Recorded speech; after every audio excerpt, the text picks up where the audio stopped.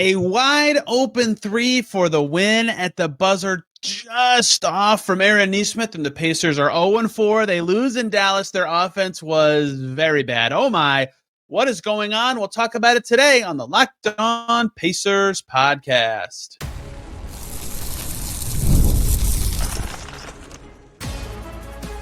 You are Locked On Pacers, your daily Indiana Pacers podcast, part of the Locked On Podcast Network. Your team every day.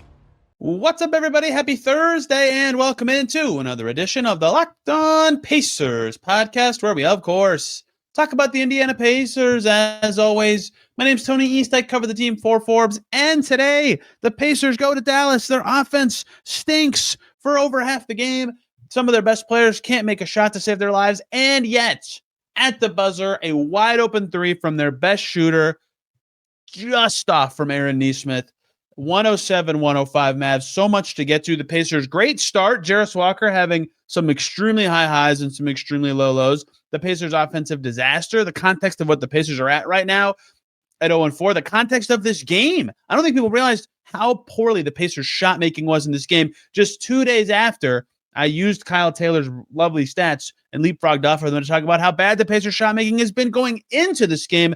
My God, can they not make anything from the field right now? And that is sort of my big takeaway from this game. It's the most boring and yet telling takeaway in a game like this, when make shots, guys, is the takeaway, right? That's obvious. That's every single NBA game. Like, you talk about all these nuances and things players do well and things players do poorly and how they all fit together. And like all those things fit together so that it's easier for guys to make shots or it's hard for the team to make shots, right? Like, that's the crux of the game. And in this game, I'm not going to sit here and tell the Pacers shot quality was like so ace and amazing and like the best you've ever seen, but they couldn't make anything in this game. The Pacers finish from the field in this game 37 for 106, good for 34.9%. Just the 70th time ever in Pacers history, NBA or ABA. So we're talking nearly, I almost just said the wrong year, 60 years of basketball. It's happened 70 times in total. They have won 4 of those 70 games and have not won a single one of them since since 2007. My gosh, I cannot read the notes that are right in front of my face.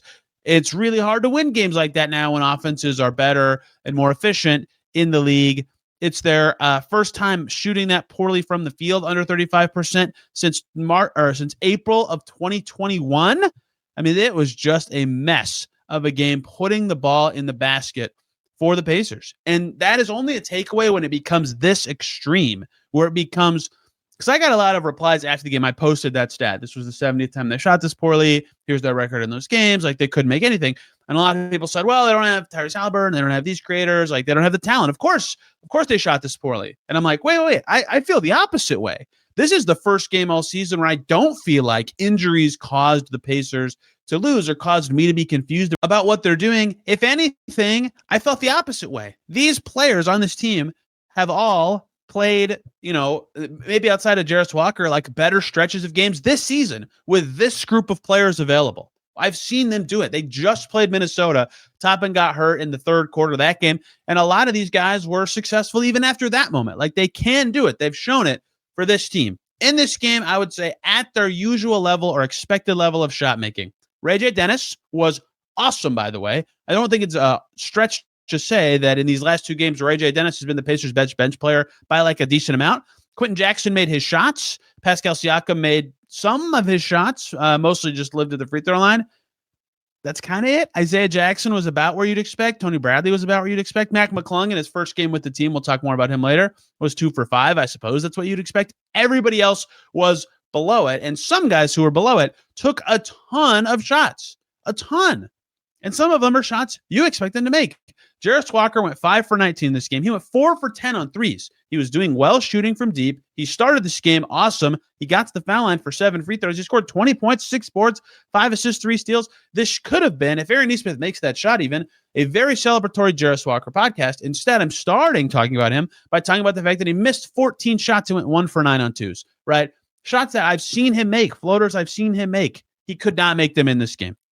Aaron Nesmith, well, we're going to talk about some young players who are up and down and you don't expect them to be consistent. Aaron Nesmith is the definition of consistency for this Pacers team. 50, 40, 90 last year, knockdown shooter, finisher, can get to that pull-up two and make it. He was 1 for 7 on twos and 1 for 9 on threes in this game, including missing, again, wide open. I mean, the Pacers on this last play, since I'm talking about Nesmith, I'll just do it now, perfectly executed the situation the Mavs put them in. The Mavs fouled up 3. They should have. Perfect.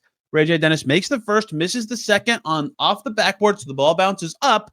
Pascal Siakam kind of seals his defender and is able to hit it out to Nesmith, who is wide open. And if you looked at the 10 players available, even if the whole Pacers team was available, the only guy is Haliburton, this is the guy who'd want to take the shot, given who's available for the Pacers. And it was wide open. Even in a moment where he's 2 for 15 and 1 for 8 from deep taking the shot, I still think you'd want Aaron Nesmith taking this shot.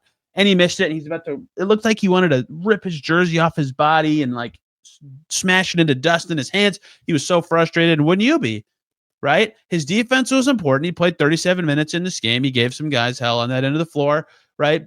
He was only a -4. I mean, that's not a good thing. You don't want to be below 0, but like a lot of guys were much worse than that for the Pacers in this game. A couple of guys were at least 2 for 16. That just can't happen. And oh, by the way, they lost by 2. Aaron Nesmith 0 for 2 from the line in this game. This is the stat that I think really speaks to the Pacers' shot-making issues right now. Aaron Nesmith last year in his 50, 40, 90 season, I keep using that. He didn't actually qualify for the efficiency leaderboards because he only played 45 games, but did reach 50, 40, 90 thresholds. He went 73 for 80 at the foul line last year to go over 90%. That he missed 7 free throws the whole season. He is already 2 for 7 this year. He missed a clutch free throw in Minnesota, I think. Yes, in Minnesota. And I was like, whoa, Aaron Nesmith missed a clutch free throw. And then he missed both in this game. Very weird. Very weird. Also missing shots, Ben Shepherd. Ben Shepherd has been getting to the cup in a way that's been like new and interesting and filling in okay as a guard who can dribble towards the basket. He had 8 rebounds in this game. Like, he was not useless. He went 1 for 7. He missed all of his threes. All the things as the Ben Shepherd Island person, I guess, the person who talked about why I think he is good and can be good. Yeah, he's been bad shooting this year. Very bad shooting this year. You can only get to the cup so much. If you go 1 for 3, it doesn't matter that much if you're getting into the lane. He only had 2 assists. He's had some better passing games than this. He didn't make shots or really help that much. And I thought this was one of his poor defensive games of the season. He couldn't really keep Brandon Williams in front of him. Some other guys kind of skated past him. Shepherd, Walker, Nesmith, 3 guys who started. And by the way, this starting 5 that played today in the Pacers' current health reality should continue to be their starting lineup. I think maybe you could put Ray J. Dennis in there instead of Shepherd, but this was pretty good. I thought this was pretty effective. But anyway, Walker, Nesmith, Shepherd, 8 for 42, 8 for 42, 34 missed shots. What do you, like? That is almost impossible to overcome. Isaiah Jackson goes 3 for 5, and Siakam shot under 40%. I kept him out of that group because he made 9 shots, but like that just doesn't cut it. It was not good enough. The bench had more efficient play. Their worst efficiency was Jay Huff at 2 for 6, which was he made his only 2 and went 1 for 5 from deep. And that's kind of where this ends. Jay Huff taking threes that with the Grizzlies and for most of his career are 40% shots. He makes 1 of 5. You know, I have no opinion of Mac McClung's jumper. He goes 1 of 3 from deep. Quentin Jackson, we've seen him make threes. He goes 0 of 2. Ben Shepherd, we've seen him make threes. He goes 0 of 4. Aaron Nesmith, who we've seen make lots of threes in big situations, he goes 1 of 9. I got a text, and I talked about this in Lockdown NBA Game Night with Wes Goldberg from people who are being like, if this is May, Aaron Nesmith makes that shot every single time. Yep. But in this game, where they shoot 29% from 3 and lose by 2, all of that had to happen for them to not win. Right? I know that this is like the most boring takeaway ever. Duh. You scored less points in their team. You didn't make enough shots. But this is truly a game where I walked away from it. A lot of stuff did not go awesome for the Pacers in other ways. For example, they stunk at the foul line. That's kind of shot making too. The rebounding battle was kind of close to even. The Pacers did win it. The turnover battle, the Pacers were ahead. Like, they did a lot of stuff pretty well or good enough to win. They found lineups that make sense. Their new addition who's been on the team for one day was pretty good. This was a game they could easily have won. No one got hurt mid-game for the first time all season, and yet they lost for the most boring reason. They could not make anything. Their worst field goal percentage game in over 4 years. And they're 0-4. Yikes. 0-4. What does that mean? What else can be better? What else was good in this game? And what other keynotes do you need to know from Pacers Mavs? All coming up here on Locked On Pacers. But first, everybody, need to tell you about the great people over at Peloton. Peloton is shaping the future of fitness with the brand new Peloton Cross Training Tread Plus, powered by Peloton IQ. It's their most advanced equipment yet, designed to give you real-time guidance and endless ways to move, whether you're running, lifting, or cross-training with your favorite instructors. This is training reimagined. Peloton is built for breakthroughs with tools that help you plan, stay motivated, and reach peak performance. I love how the Peloton IQ system offers real-time strength coaching. It actually tracks your reps, suggests the right weights, and corrects your form, making every rep safer and smarter. The swivel screen is a game changer. You can go from running on the Tread Plus to strength training without missing a beat, and the personalized class recs keep you engaged, and you get workouts tailored to your vibe and your energy level each week. So let yourself run, lift, flex, and push forward. Explore the new cross-training Peloton Tread Plus today at 1peloton.com. We are back here on Locked On Pacers. Thanks for making us your first listen today and every single day. Locked On Mavs for your second listen. Nick Angstad was in the building watching the Pacers miss all those shots and the Mavs sneak out a win against the very banged-up Pacers behind Brandon Williams being better. And yes, my mic is working again. Yay. Also, Locked On NBA Game Night for your second listen to hear me talk about every game that I watch from around the league with Wes Goldberg, as we do every single Thursday. Okay.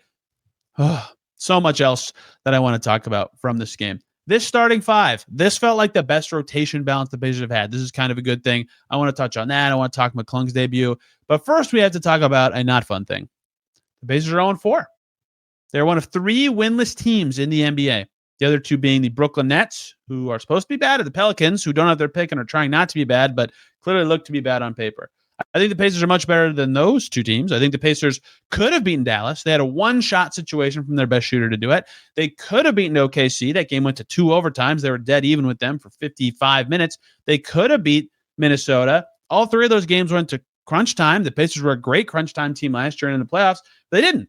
They did not win those games. They lost. And they got absolutely rocked by Memphis. Nothing to say about that. The Grizzlies were way better than them. All this to say, they're 0-4. The second time ever, ABA included, that the Pacers have started a season 0-4. Every other season, they've won at least one of their first 4 games. And I mentioned the last one last time. The 1988-89 Pacers were the only team previously to start 0-4. So if you are younger than 35, or you are 35, you might be 36 if you were born in 89, you have never seen the Pacers start a season this bad. And it's so weird because 4-game losing streaks it's not that many. Like it's kind of a lot. It's 4 games in a row. Like in the grand scheme of an 82-game season, it's not that many. Some decent to good team will lose 4 games in a row this year. That happened last year. That happened, I think the Pacers lost 4 in a row twice last year, right? It happens. But it's bad when it happens early. It's the only sample or data point you have for the team.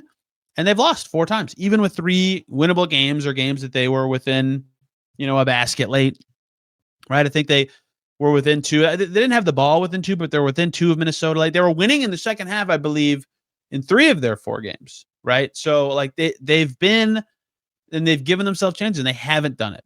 0-4 is not good.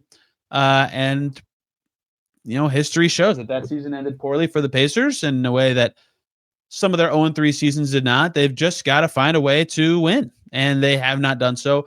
4 in a row coming up at home. The Hawks are next. Trae Young's hurt. Then the Warriors. Then the Miles Turner return game. Then the Nets. The Nets are also winless. That's the one that, of course, like they should win. When I predicted 2-8 or 3-7 in their first 10 as possible.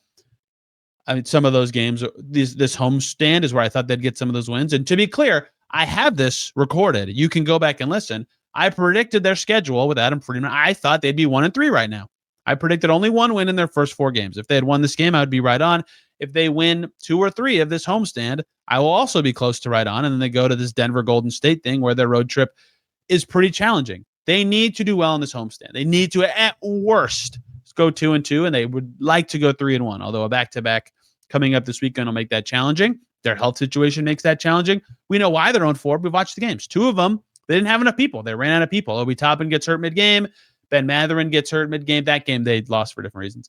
Andrew Nembhard gets hurt mid-game, and Mathurin fouls out, and Shepard fouls out, and Nesmith fouls out, right? They're this close to have won many games, but they've won none of them, and they have to find a way to close. To me, it's not being behind by 7 in these situations, right? And all of these games that, they came back to be close with Minnesota, they came back at this when they're down 10 tonight with 3-4 minutes to go, right? If you're not in that situation and then you play good in crunch time, you win the game instead of getting close and then losing it. So they've got to be better then. And this one, it really started in the middle of the second quarter. They're up 50-36, and their offense just evaporated. They scored 55 points across the next 30 minutes. I already talked about the myriad of reasons why their offense wasn't very good. But 0-4 is bad, right? Historically bad for them. I almost just tried to combine two words that weren't words or combinable. Just not great. Not great. They've got to be better. A couple things that I have so many little notes that I could just go crazy on for this game. Okay, thing one, 4 games, 4 starting fives. Some of this was like, hey, you're in Memphis. James Wiseman's from Memphis. Give him a shot kind of stuff that Carlisle's done before. He didn't say that's why. But that is partially my interpretation of that. They also wanted to give him a chance with the actual rotation. They were playing a huge team in Minnesota, right? They wanted to change things today after they changed literally their roster. They had more health against OKC. They had more health every game, right? They've lost somebody every game until this time. And we'll see. Quentin Jackson was kind of limping at one point. Regardless, 4 games, 4 starting fives. Of their currently healthy crew, I think tonight they found the right one. I'll say that I reserve that I think a change of putting it. I want to rewatch this game tomorrow morning and see how I feel about this. But this group tonight, they started of Shepherd, Nesmith, Walker, Siakam, Jackson, gave them the right combination, I thought, of ball handling and size in a way that, yes, Ray J. Dennis was quite good in this game. They were plus 13 with him on the floor. He had 17 points. He was raining in threes. This is his second good game in a row. And there's a chance you could make the argument that starting Dennis, especially if Quentin Jackson's healthier. Quentin Jackson played 17 and a half minutes today and was better. If Ray J. Dennis starts and Shepard's with the bench, you still also have lineup balance in that way. Ray J. Dennis has been an inconsistent play finisher. I don't know that him going 4 for 7 from deep and 6 for 13 from the field, something the Pacers can super count on. If he is efficient enough, I could hear the argument for him to start. But what I liked about this group they started today is what I was already hinting at before I got to Ray J. Dennis. It was 5 players, really 4, and then Isaiah Jackson, who can all of them can credibly dribble towards the basket. Now, finishing and passing has not been like a sharp note for that group. In fact, the starting 5 finished with 11 assists among the 5 of them, right? That's not very many. Ray J. Dennis had 5 to tie lead the team. He was so good. So good from Ray J. Dennis in this game. But I thought this starting 5 was the first, maybe not the first time, but was among the best. I felt like, okay, that opening 5 really clicked. Right, in Minnesota, I felt like they started that group because they had 4 centers and Minnesota's huge. And in Memphis, they changed their lineup again and they're starting James Wiseman, and it's just different and completely not something they've done a ton of rep-wise. And in the opener, they started the group everybody kind of thought they'd start, and that makes sense. But I mean, given their current health reality, I liked this group, and I think they should try to get to it again. And it made the bench work too, right? Quentin Jackson, Dennis, McClung, Huff, and Bradley. You can't play Huff and Bradley together. Those 2 are both actually decent in this game, by the way. But those players all together, you can mix and match those guards and those bigs enough to make an actual credible rotation. You're going to have to rely a lot on Aaron Nesmith to be kind of a wing in a lot of lineups, or Jarris Walker, and they did that today, both those guys with 35 and a half plus minutes. But I liked this starting 5. It was pretty good defensively. And the hope, if you're the Pacers, is that translates to helping you run, helping you get easy points, because the half-court offense has been a bit of a grind, and it did for some stretches of this game. So I thought that was noteworthy. This is the first time leaving a game I've been like, yeah, that lineup could start next game. 1, because nobody got hurt during the game, but 2, because it was actually solid to decent. So that was pretty good. The other thing I would say when it comes to the direct results of this game that I want to get to before rapid firing through some notes in this third segment is 2 possessions late in this game that I think if you're the Pacers, you're just scratching your head going, what were we doing? Fouls at stupid times. They're down 10 with 4.5 minutes to go. They're down 12 after Max Christie dunks. And then big Ray J. Dennis 3, big Jarris Walker 3, big Siakam 3. They're right back in the game. Wow, crazy comeback. It's 103-99 with 2 minutes to go. You got to get stops if you're the Pacers. And the Mavs have the ball, and 17 of 24 seconds have run off the shot clock, and Max Christie is 40 feet from the basket, and Pascal Siakam just pressures him too much and fouled him. and he made both free throws. And they subbed during the free throws to get Najee Marshall on the floor. Then the Pacers score again, and then it happened again before the Mavs even crossed the timeline. 3 seconds in, there's over a minute left in a 4-point game.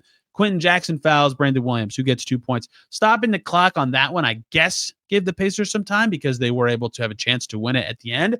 But who knows what happens if the Mavs don't get those 2 points. If Ray Dennis then hits the same three he hit in the actual game, it's 104-105 instead of 107, right? There's just so many little things that, could have changed or felt different about this game. But I was very perplexed by both those fouls. None of them were intentional fouls, and they had a big, big, big. I mean, there's a million plays you could nitpick in a game like this, but those were just like, those were not decisions made that I'm questioning. They are like, what are you doing? Execution things. Like they were not told to do that, and they did it. That's going to haunt the Pacers. They could have won this game. Okay, Mac McClung debuted. An awesome challenge by the Pacers. The Pacers did something better in this game that I think is going to matter for them going forward. And a couple more notes on Jarace Walker and more to get to close out today's Locked On Pacers. Before we do any of that, you got to hear from me about two great groups of people. First up is Rippling. If you're a business owner, here's the truth. SaaS promised to make work easier. But now the average company is buried by hundreds of apps that slow down your teams and simply don't work together. That's not SaaS. That's sad. That software is a disservice. That's why you need Rippling. They're a unified platform for global HR, payroll, IT, and finance all in one place. They've helped millions of businesses replace a mess of disconnected tools with one system designed to give leaders clarity, speed, and control. They remove the bottleneck and busy work that slows teams down. They have everything from onboarding to payroll to IT access running right in sync. It's simple to use. It gives companies one source of truth, whether you want to run your entire HR, IT, and finance operations as one, or just fill the gaps in your software stack. Rippling can do it all. And right now, you can get 6 months free when you go to rippling.com/LockedOnNBA. Learn more at rippling.com/LockedOnNBA. That's rippling.com/LockedOnNBA for 6 months free. We also have to quickly talk about Robinhood, the gold standard. Your ambition just met its match with Robinhood.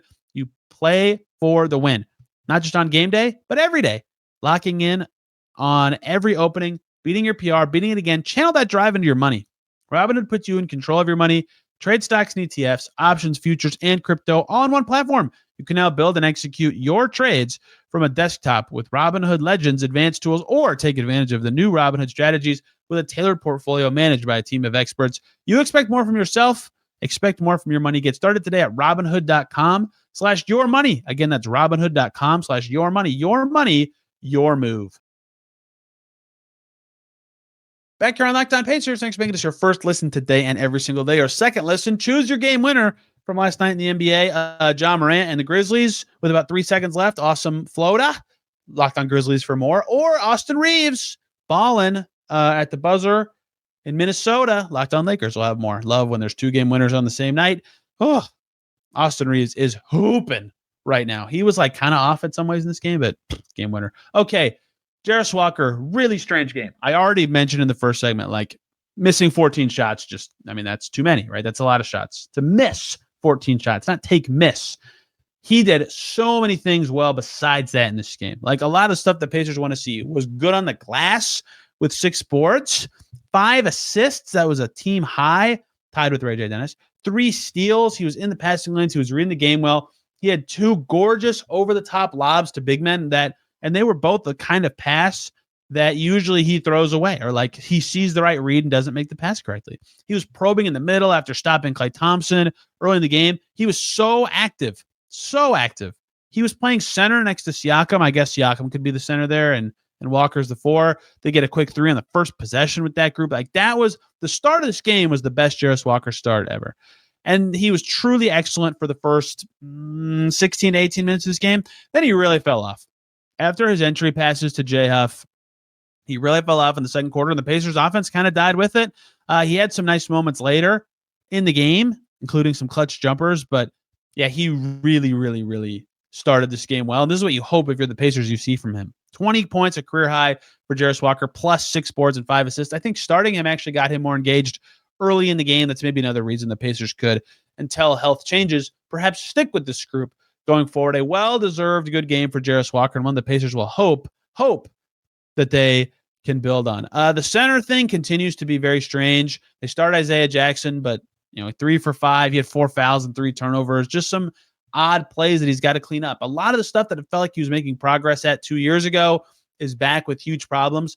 Huff was awesome protecting the rim with 4 blocks. Tony Bradley, old reliable, with 8 boards and 6 points. Jackson has been like closer to their worst performing center than their best of late. He's got to find some rhythm with the starting group because they paid him like somebody they think can be better than this. I think he can be better than this. In fact, I know he can be better than this, but it just has not happened at all of late. And that has been something they need to figure out because they went to Tony Bradley first off the bench. And I think some of that was that Isaiah Jackson had foul trouble, but they tried both bigs in this game. So a lot of my notes are just like nothing is going in.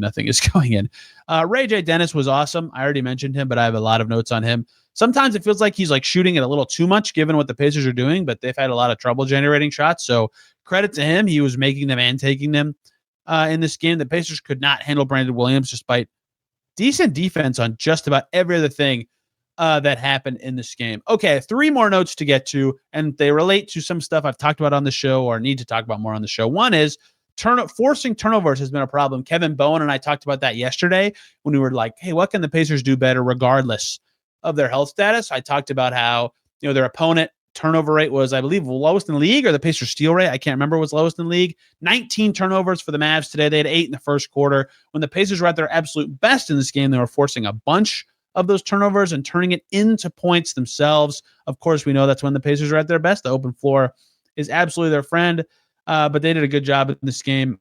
Fast break points, the Pacers won that 23-15 today, and points off turnovers, the Pacers had 19 to the Mavs 15 today. They did a good job on that department. They need some easy points. They need a way to get it, and they did well in the possession battle in this game, taking 106 shots to the Mavs 79, but their efficiency was just awful on those shots. But I thought that was noteworthy, especially after Kevin and I just talked about it. 2 more things. 1, incredible challenge by the Pacers. The best result from a challenge I've ever seen in a game. This is not like the most fun thing to hear about on a podcast, but Pascal Siakam took a layup. They called a charge. The Pacers, and while the layup was in the air, Cooper Flagg, after the charge call, came up and hung on the rim before the ball came off.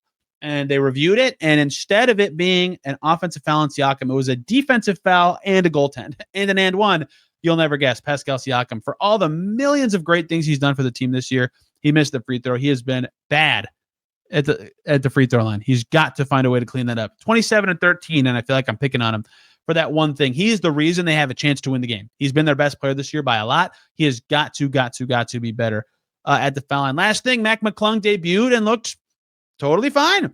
The best thing I can say about Mac McClung, and I say this about teams that are new or players that are new all the time, is do they look like they've been on the team for one day, or do they look more advanced than that? And I thought he looked more like he wasn't so awesome. He had 7 points, 2 boards, 1 assist, 2 steals. Like, he filled up the stat sheet. He did a lot of good stuff. He had an and 1 3 4-point play, got inside for a basket as well. Like, he played really well. He wasn't like exceptional or anything, but he certainly looked like he had been on the team for more than one day. That's a good thing. And I think he gave the Pacers rotation the right amount of balance, like I mentioned earlier, that they can handle foul trouble at guard. They can handle different situations where having him out there might make some sense. And he kind of toggled between 1 and 2. He's playing with a bunch of guys who can also do that. So good debut for him. Totally get how he's going to fit with this team. Who knows if he has a role when the Pacers are healthy again, but he was fine in this game. We'll see if that holds, because that was his first game ever on a standard contract. And that, my friends, is Pacers Mavs. The Pacers are 0-4. They have a huge homestand coming up, and we'll talk about those games as they come, including tomorrow. Brad Rowland's going to join us. We're going to talk Pacers Hawks. He's the host of Locked On Hawks. We're not going to spend too much time previewing one game. We're going to talk a lot about the NBA Cup, baby, which starts on Halloween night. I love the NBA Cup. I know that is not a popular take, and people forget about it very quickly, but it's fun, and it's a fun thing to dive into and get interested in during the regular season, especially early in the year. Thank you guys so much for listening today. You can find me at Tony R. East on social medias, and this podcast at Locked On Pacers. Thank y'all for listening. We'll see ya very soon.